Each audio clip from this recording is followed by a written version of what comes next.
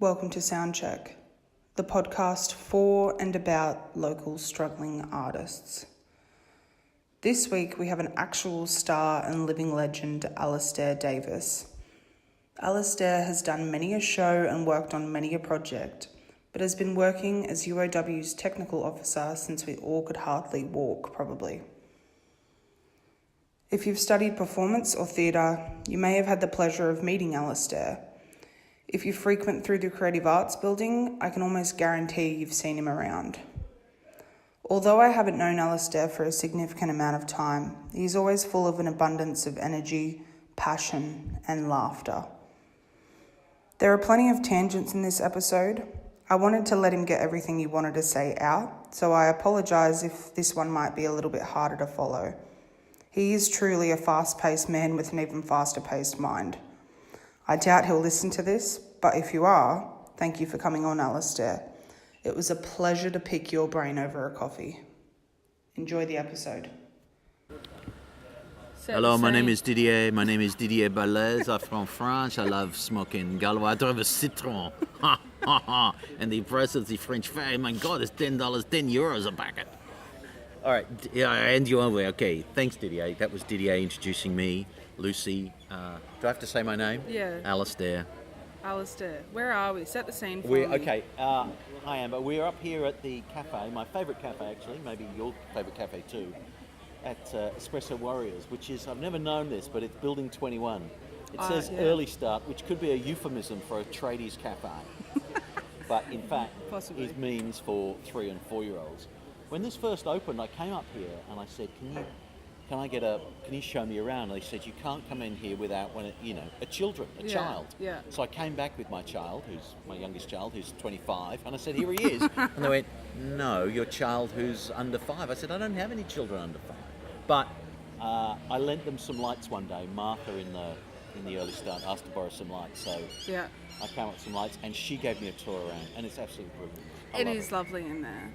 I would like to go and de-stress in there. I think I would find it valuable.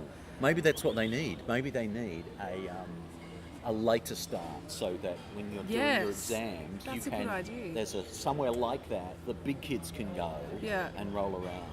So I would benefit from that.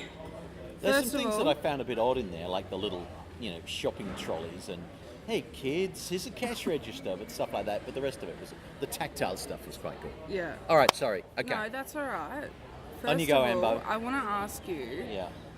You come up with these infamous nicknames for your students. Where on earth do you pull them out of your arse? I don't come out with anything. The universe provides someone with a nickname, and I just run with it.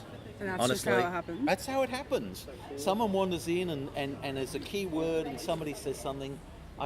Honestly, and then I used to put, because I couldn't remember anyone's name, I would put the nickname in my phone, and then it would come up in the phone, it would go, post office boy. And I go, who the hell is post office boy? And I'd have to ring up post, who's that? It's Tom. Oh, it's Tom. So now I just put people's names. So I put in Tom, followed by whether he's in second or third year.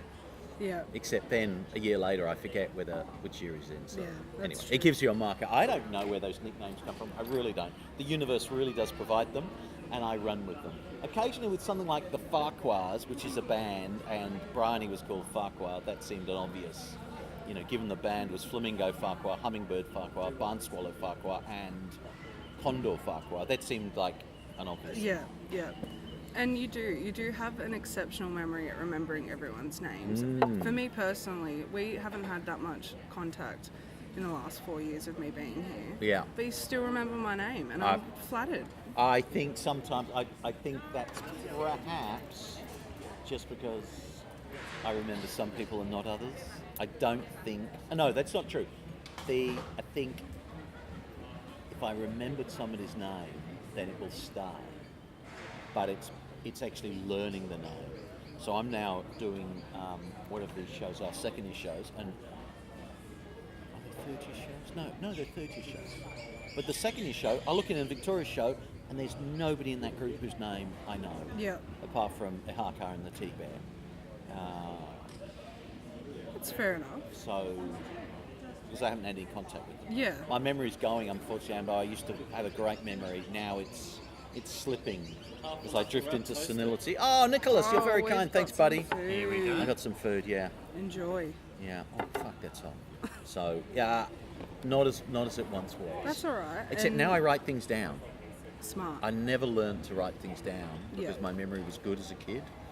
So now I've had to teach myself to write it down. Otherwise, I can't remember. Remember, that's me now, and I'm only 21. Well, that's so- fine. No. But it doesn't matter what kind of type of person you are.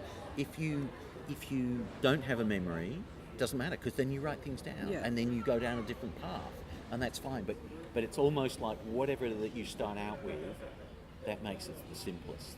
So it's really hard. Sometimes I think, right, I'll remember that, and then I get to Bunnings and I go, oh fuck, what? I don't even know. Yeah. So I take my notebook with me, and then where's my notebook? Oh. So yeah, I get you. yeah. So. So how long have you worked here at the uni? It's been a while. It has been a while. Well, I started this contract in February 1999, Holy shit. um, You've been here a while. and that was my 8th job here in 1999. Wow. So I must have worked here in different guises, in different contracts, Yeah. from about 96, I think. Okay. And while being here at UAW, Yeah. is there a gig or a show that stands out as being the most interesting thing you've worked on while being here? The most interesting thing I've worked on. Yeah. I guess that I'm sitting here wondering means no, is the short answer. Yeah. If you ask me what the best show I'd ever seen was, it was Talking to Terrorists that Mark Haslam directed with, it must have been about 10 years ago, 8 or 9 years ago. That was brilliant. Ooh, coffee time. Here we go, Time, coffee. there we go. Thank you. Thanks, Nicholas. Very No kind. worries, enjoy. Look, so many of them are so interesting because every single one, it's like you do Sudoku, the number puzzle. Yep. It's like a Sudoku or a Ken. Everyone has a similar ground rules. Okay, the theatre's this shape. We're starting Sunday morning. Audience is going to be here by Sunday 8 p.m. So we've got to be ready. So we've got our same time constraints, same kind of shape. Everything else is up for grabs. Yeah. So you use the same 9 numbers in Sudoku, Similar. but apart from that, so everyone is different, and not everyone is interesting. Some of them are astonishingly interesting. Some of them are intricate. But I rarely a show goes by. No, I'd say rarely a season goes by without me learning something. It's like someone goes, "Hey, have you ever done this before?" And I kind of go, "No." And, you scroll online looking for someone who's done that, and it's kind of like, "No, okay." And then you kind of go, "Okay." So you make a few drawings and you think about it, and then you kind of go, "All right, I'm going to give this a shot." And then you start out, and the first couple of hours are disaster. It's like, why did I say I could do this? And then slowly you get into place. It's like Mark's suspended ceiling that drops to the floor. I started the first bit and I thought, oh man, this is just going to take too long. But it got quicker, and then I got it and I thought, okay. You And then I just had to make some adjustments. keep learning. So you never stop learning. I guess that's what we can take away from that. I think never stop learning, and it's really interesting because if you say that a lot of my job is working with bits of timber or bits of metal, which really don't have much of a life of their own. They're very passive. They tend to do what they're told, and that's on the one side. And then the other side, you have the students who are constantly. So every human mind is different. So there's always different ideas, and then you put a group of people with different ideas together. It's like, oh my god! And then you get 4 or 5 people who've come up with a collective idea. Can we do this and this? And so it's like seeing some sort of. I suppose if you say the solar system was basically a big gas cloud that the planets and the sun solidified out of. This is what I see the student sort of mindset. There's this cloud of rock, hydrogen, whatever. Yeah. And slowly the ideas are solidifying, taking form out of it.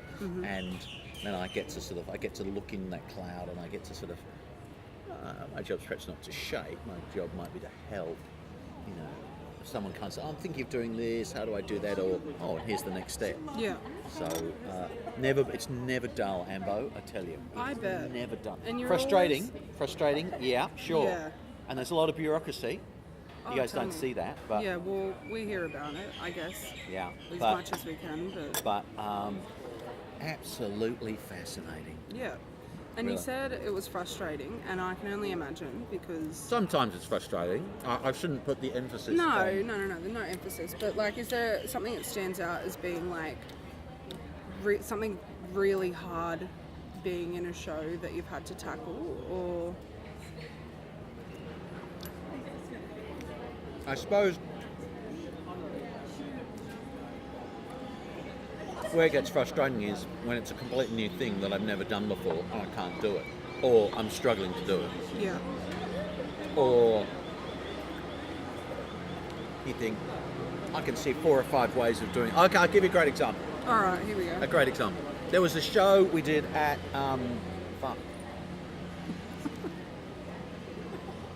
Pat about 7-8 years ago, Yep.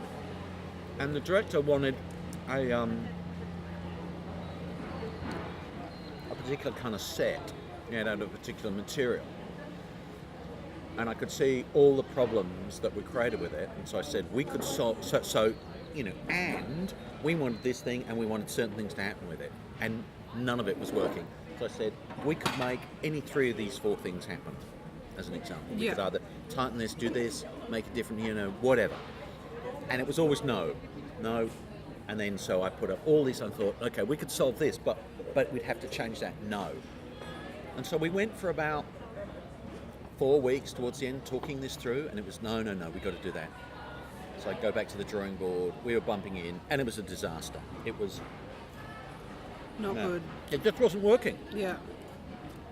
As you predicted. Tim Maddock walked in, and he looked at it and he went, that's a disaster. Why didn't you just do this?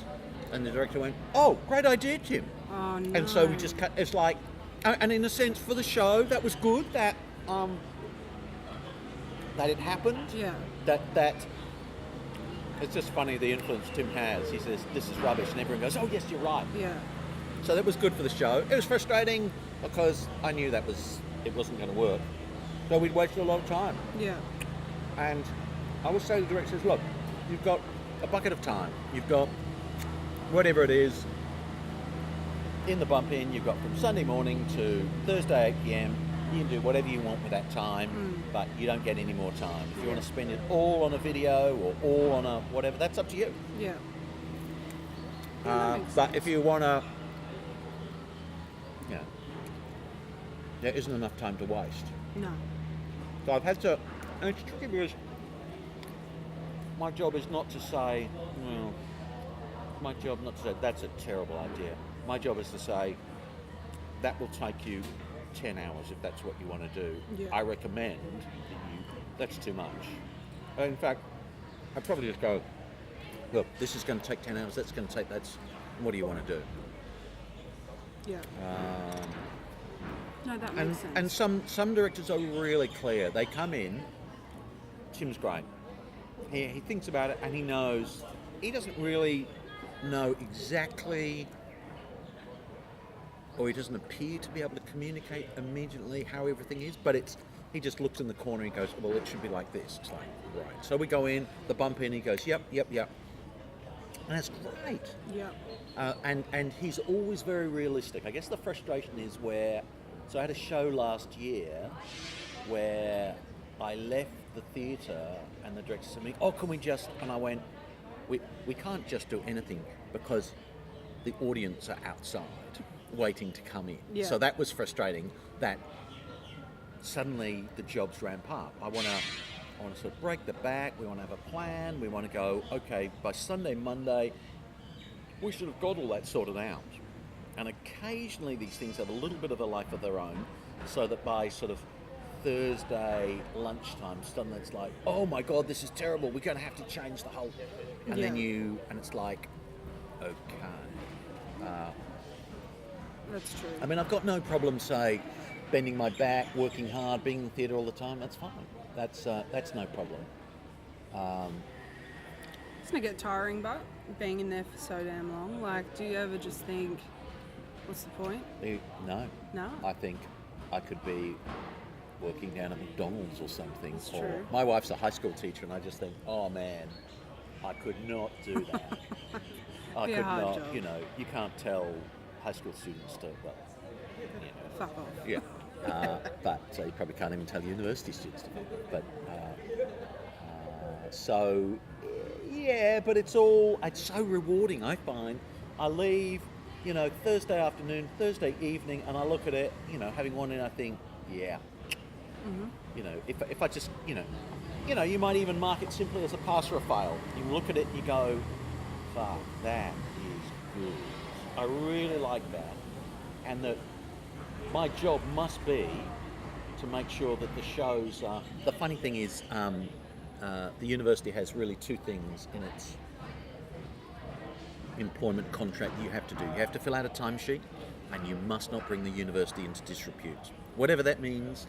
And Very vague. If the university wants to bring itself into disrepute, that's up to it. My take the not bringing the university into disrepute is I will not let that show go up until it's, you know, as good as it can be. Well, from me, I can't do anything about the writing or anything like that. But from my side, I'm not going to say, you know, so occasionally I've got into sort of slight little, you know, with the director where I just say, I actually don't think that's good. We could do it this way, which would be more work, but it will be better. Yeah.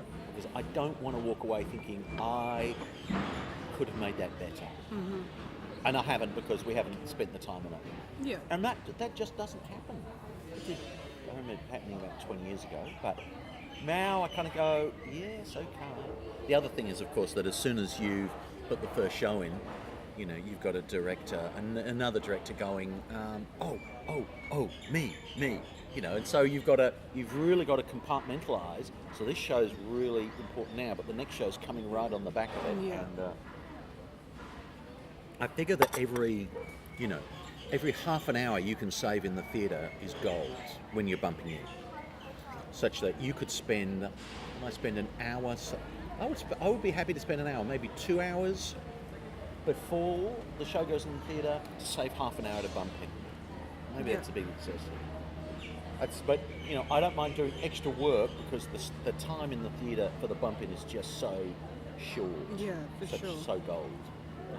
And being here a long time, what's it been like kind of watching so many students come in and then graduate and go out into the workforce? And become grown-ups, Yeah. and then lose their hair, Yeah. and then come and stay the night at my house when they come back to teach 15 years later. Malcolm. Well, I first knew Malcolm. I thought Malcolm was his 18th birthday or something when he was in the second year, and it's just like Malcolm's just someone I've stayed in touch with over the years. Yeah. And so now he teaches back into something on a Friday. He comes packs. down on a Thursday night, and I have another. Hey Sash, any chance of another shot of coffee? Any chance of another shot of coffee? Another shot? Yeah, like a double shot flat white. Yeah. You're not wearing your ring today. I never wear it to work. You were wearing it the other day. No, it's a different ring. Ah, Yeah, it's Okay. just a Pandora ring. That's not my engagement ring. I've never worn it to work. really? Yeah. Wow. It's like a fancy diamond. I'm not going to wear it to work. Well, and then if the metal sandals, you could just punch them out. But you just walk past them and scratch them up. You could. Yeah, but you're not that violent. No. Yeah, I'm not. yeah. Unlike everyone else in there. That's Sash. She's the sort of quiet girl in the. You know everyone here. Only because I come up here. But yeah, ex-students, like, what's it been like? It's amazing these people go out into the industry? people grow up. It's like when I first started working here, I think my eldest son might have been 8 and my youngest son was 5. My youngest son is now 26 this year. And so that there was a period when, you know, these kids were, 18, 19, and I had no idea what an 18, 19-year-old was, apart from what was here. And then as my kids grow up, suddenly they're 18, 19. It's like, okay. So in many senses, it gave me a great view on parenting. Yeah. Because if you think that the people who come here are aged between about, 18 and 22? Yeah, roughly. Almost, let's say 95% are 18 to 22. So it's like, that gave me plenty of warning, plenty of time to understand that age group. for my own children. Yeah. So that was good. And then watching my children grow up was kind of funny. Then seeing 18-year-olds, and now it's now at its weirdest, because now that those two little boys are now grown men, and I look, and it almost makes the students seem so much younger now. And of course, they're no younger than they were. Yeah. But I guess I'm older. It's like, whereas I suppose I'm almost, obviously when my kids were the same age as them, that meant I was old enough to be their father, and I haven't got to the point where Janice says in the show, she's oh, it's terrible. I meet all these people. This is my mum.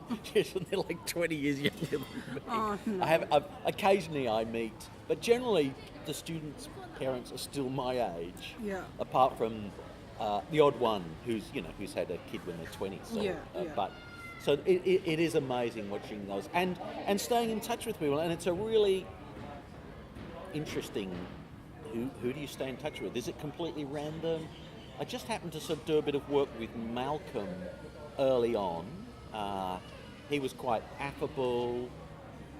I don't even know how I came to... Oh, and Frank. There's a guy called Frank Maynew, who was in his year. And Malcolm and Frank were a bit of a dynamic duo. And so when they left uni, they were always ringing up asking to borrow stuff or asking for help. And then, so I stayed in touch with them. Yeah. And so that's nice. Yeah. But for every person like Frank or Malcolm, there's probably 20 people that I don't stay in touch with. Yeah. You asked about my memory. I was at Carriage Works 3 or 4 years ago, and I was walking around the exhibition in the foyer, which is fantastic. Katie, my wife, and this guy and his girlfriend go, hey Alistair, how are you? Good, mate, how are you? I walk off and Katie goes, who was that? I go, I have no fucking idea. I didn't even recognise the guy. Yeah. I mean, which is weird. I would normally expect to recognise someone, and then, but I think the guy called Toby Nivet, who did the course probably 10, I've 15, met him. the great Toby Nivet. My God, what a mind. Great lighting designer. He told me that his way of assessing whether the ultimate pass or fail for the course is that all the text sit in the seating bank, and people in the year just walk across the stage, and if the techs don't know your name, it means you haven't been to a bump in, and you don't pass. Yeah. And if they know your name, and I feel like that too. I feel like there's an awful lot of people. Oh, thank you, Nicholas. Very kind. So nice, you have it twice. Yes, absolutely. Thanks, Nick. Nick's just come back from Japan. Lucky boy. Yeah. So, even though, and it's, if you say that, how many students would that be? On average, 20 to 30 in a year, final year, over 20. My God, that must be about, let's say that's about 400 to 600 students have gone through. Actually, it's probably more, 400 to 800. But that's pretty amazing. No, I think so as well. Obviously, a lot of people aren't interested in anything more technical than a shifter, and a lot of people probably don't go on to do any theatre at all. That's true. You lose touch. But I always think that there's that we run an informal after-sales service. So you buy the degree, and then I always feel that obligated if somebody, a graduate says, "Oh, I'm doing this show. Can you lend me a couple of?" Of course. Can you help? Because you've schlepped out $60,000 or whatever it is for your degree. So I always feel that we should be helping, and because the 3 years you do here is so short. Yeah. And that you do 3 years here, and then you really need to be doing 3 years outside before you could say, okay, I'm ready. Yeah, I agree with that. So, and what tips? This is a Thomas question. Yeah. Tom asked me to ask you this. Yeah. Do you have any tips for avoiding creative burnout or finding burnout as a techie? I learned how to say no. That's cool. I never learned to say no till I was maybe in my mid to late 20s. People would ask me, I'd go, yeah, I'd do it. And then one day, I actually couldn't. I really wanted to do it, but it was like I'd done an installation for Midsummer Night's Dream, and I'd sort of kind of made these bizarre lights out of big pine nut tin cans, and we painted them in with the set and everything. And for whatever reason, I think Holden was a baby, so I was short on time, and so I just said no because there was so much piling up. And because I said no, someone else got the gig, and they then offered me more work than I had ever had before. So it was like, oh wow, and different work. Yeah. So I ended up sort of doing a whole load of sort of corporate gigs for the Labour Party and stuff like that. So that was kind of sort of bizarre. That is bizarre. But why not? It's all theatre. Well, I Yeah. suppose. Well, politics is theatre. You could argue that. So yeah, I think creative button. I think you have to be able to say no, and you look. And now that I'm 55, I have somebody I would do gigs with a couple of times a year on the outside, and they go, I'm thinking of doing a gig, and I just say, don't ring me up in May. I don't care what you do, I won't ring you back. Yeah. Oh, that's good. You get, and I think you've got to get very clear in your head when you're doing stuff. I mean, when you're doing, the hardest thing is when you're casual. When I first started working here, oh man, I was the guy who had the job before me was on long service leave, and he was going to retire. And he said, if you come down and fill in for me now, you'll get your foot in the door and you'll meet everybody. Only I was working on a show that we were about to take up to Brisbane. So I'd go to rehearsals, I'd work out all the stuff I had to do, then I'd come back here in the afternoon to work out the shows here. Or I'd do it the other way around. I'd come here, work out everything I needed, then get on the train and go up to Sydney to the rehearsals, and then, man, that was chaos. But so if I hadn't done both of those, I wouldn't have got my foot in, and I'd already agreed to do that show. So sometimes you end up dovetailing, overlapping the last week of one show with the next week. It's like, oh man, this is chaos. So you got to watch that physically. But burnout. I guess I'm lucky enough that I've actually got a job that pays. It's a full-time job in this area. Yeah. That's hard to come by nowadays, especially. Yeah, and that allows me a range of latitude to choose what gigs I want to do on the outside. So I can be pretty fussy. And I just look at it. I mean, I don't actually mind working for nothing because I'm paid to be here. So you take a sort of, okay, I'm off for a week, I'll go and do that. So that's quite interesting. But how do you... I guess the thing is you've almost not got to worry about the money at the start. You've got to do what you love, and I think the money will follow. You just do it. You don't want to end up becoming a drag, like all those casual tech jobs where you end up lugging shit in massive road cases and doing stuff like that. That's like working in a cafe. It's like, how interesting is that? Yeah. You've got to balance that stuff up, but of course you've got to eat and you've got to pay your rent. That's true. I would have said, and keep it varied too. It's like Toby Nivet, who has the most brilliant mind. He was doing all sorts of stuff, and then he took this job at IPAC. And there he was in his grey short sleeve shirt. He said, oh yeah, I really need the money. I went, Toby, this will destroy you. This is just a nothing burger. Yeah. And sure enough, he didn't last. And it was, he really, what he wanted to do was not containable within those walls. Mm-hmm. He needed to. And so he did. And now he's in Berlin doing his extraordinary stuff with 181 and infrared cameras. And that's exciting. Although I think he might be making Volkswagen cars at the moment. Toby, is that you with the dodgy thing when they put the V-dubs on the environmental test? Is that what your job is, to fix that? Yeah. I'll reach out and I'll let him know. You reach out. But what are your plans for when you leave? Like, when are you retiring, Alistair? I'm going to retire. I thought I would retire at 60, so in 5 years' time. Yeah. But in fact, it will probably be 62. So I might go part-time when I'm 60 in 5 years. Yeah. And we might look at some sort of job sharing or, don't know. What do you want to do when you retire? What do I want to do? I want to read the paper. I want to go to every cricket ground in the world. I'm looking forward to sitting in, the Caribbean, behind the bowler's arm. Actually, I've got an awful lot of work. I warned my wife that we'd be, haunting West Coast graveyards in Britain, rainy, windswept graveyards, looking for long dead relatives. Yeah. Well, I guess you don't look for live relatives in a graveyard. And then I'd probably do, you know, and then I'd probably do a couple of gigs a year. Yeah. Kind of something like that, or whatever. I don't anticipate going and getting another job or anything necessarily. Got a lot of work to do in the garden, boy. Yeah, I might even build a house, but yeah. It's exciting. Yeah. That's not too far away. It's not too far away. I'm quite looking forward to it. I mean, it'd be very interesting that, you know, when you're I feel very lucky in this job that it's always stimulating. It doesn't matter whatever mood you're in. There are always people going. Yeah. So it's like, you know, it never stops. There's always people with crazy ideas, and because it's not.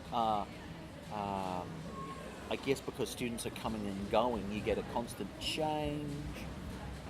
Yeah. And all of those people who are here, and they're here because they want to explore their crazy ideas. And even the crazy ideas that you have to go, oh, that's not going to work, are still fascinating. There's still ideas. It's like having a cryptic crossword laid out for you, and then somebody just says, this is how you do it. It's like, so, you know. And have you been based in Wollongong for a considerable amount of time? I suppose I have. We moved to Thirroul about when my eldest son was 6 months old. October 89. Wow. So I'd lived in Sydney for a couple of years before that. Yep. And I came to Australia when I was about 23.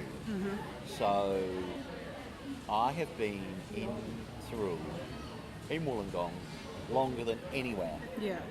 My God, I've been in Wollongong longer than I lived in Britain. Wow. Is that right? Yeah, it is. Yeah. Because Holden's 30. Yeah. My youngest son was born in the bathtub in that house, so... Wow.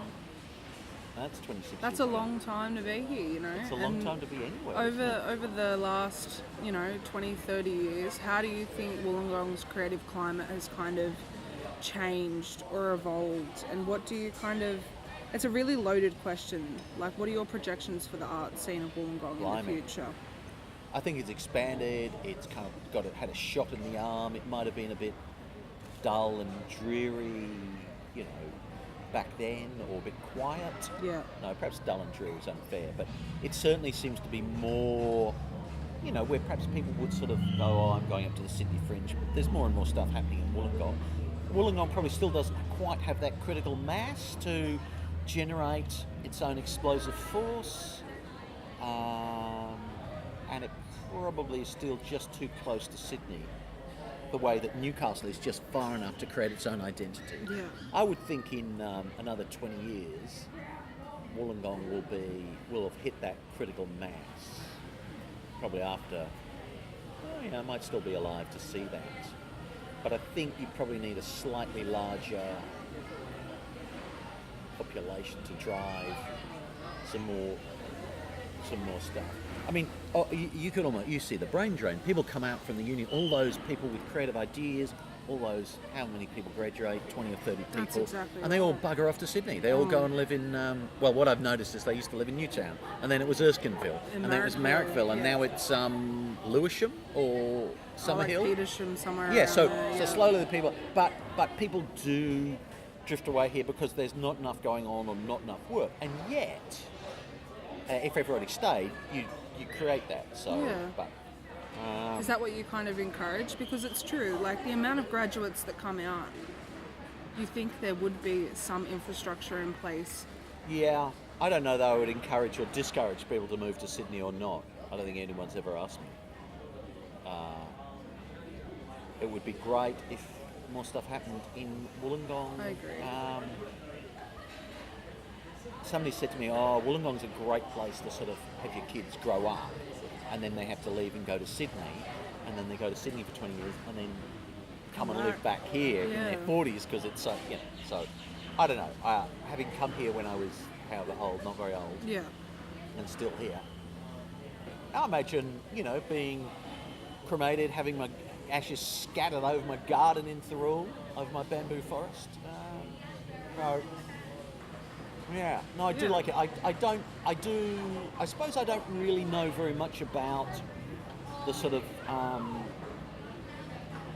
where people or why people go where they go after they leave uni.